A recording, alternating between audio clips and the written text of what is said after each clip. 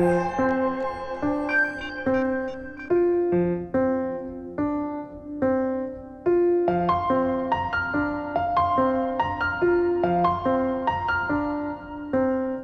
first time I went to a coffee shop with my own thermos, then all of a sudden I saw all the disposable cups that surrounded me, all the different customers that had requested for their coffee to be in that disposable cup. And I got angry. And I thought, why don't these people do like me? I realized that these people with the disposable cups were me not so long ago.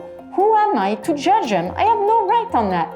But every time I bring my own container to the coffee shop, I have the power to inspire others. 10 years ago when we started, people laughed at us and they said, what you do won't change anything. You're just one family. My book is now translated in 25 languages. The attention I have received from the media have allowed me to create a global movement.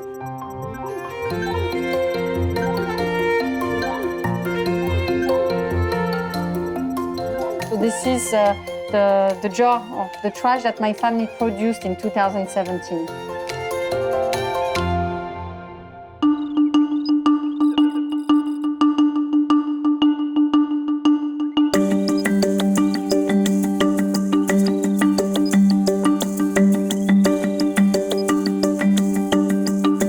In 2006, with my husband, we decided to relocate to be closer to a town center, so we could do everything by walking or biking.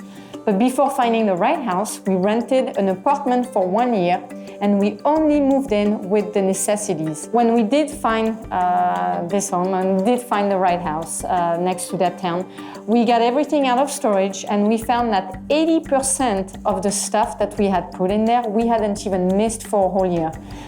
And what we found during that year is that when you live with less, then all of a sudden you have more time. So at first we wanted to adopt a more eco-friendly lifestyle. So we watched our energy consumption, then our water consumption, and then I started turning towards our trash. We found alternatives that we could see ourselves sticking to in the long run, and that's when zero waste became a lifestyle for us. Follow me, I'll show you some of the alternatives we've implemented. So this is the kitchen. As you can see, it's pretty minimalist, but we like it this way. It's much easier to clean. We have refrigerators. This is where we store our liquids. So for example, we buy milk in a returnable container, or we buy orange juice from an orange squeezing machine.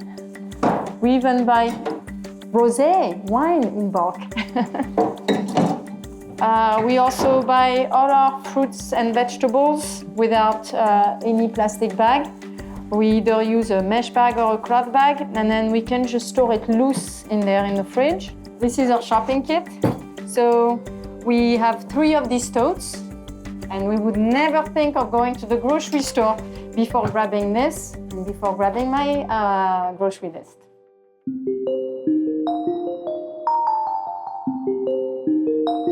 And we simply apply my methodology of 5 rules.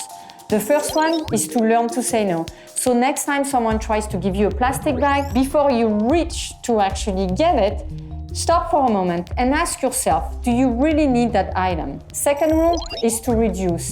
And reducing means letting go of all the things that you do not truly use in your home so that you can put them back on the market, on the second-hand market, to make them available to your community. So for example, in my case, I have 15 pieces of clothing, but I have picked items of clothing that are multifunctional. I have proven on my blog that my 15 pieces of wardrobe have allowed me to create more than 50 looks. The third thing someone can do is to reuse. That's the third rule.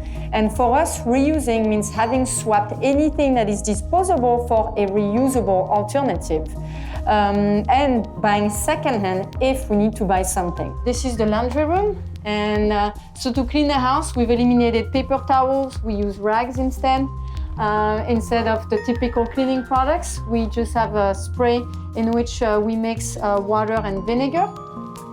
And we buy laundry detergent and packaged. We buy dog food and packaged. There is actually a reusable alternative on the market for anything that is disposable, including condoms. The fourth rule is to recycle. Once you put it on the curb, it's out of your control. The first 3 rules are really the ones that help you to prevent waste. And then finally, the last rule is rot, and that is composting. There are now systems, wonderful systems that have come up on the market. We found that we're saving 40% overall with this lifestyle. My husband and I discovered made us really sad, thinking about the future that we as parents were creating for our children. I can tell whether my kids will adopt a zero-waste lifestyle or not when they grow up, but what makes me feel comfortable is to know that I have given them the tools to do it if they choose to do it. Zero waste has been able to completely transform our life.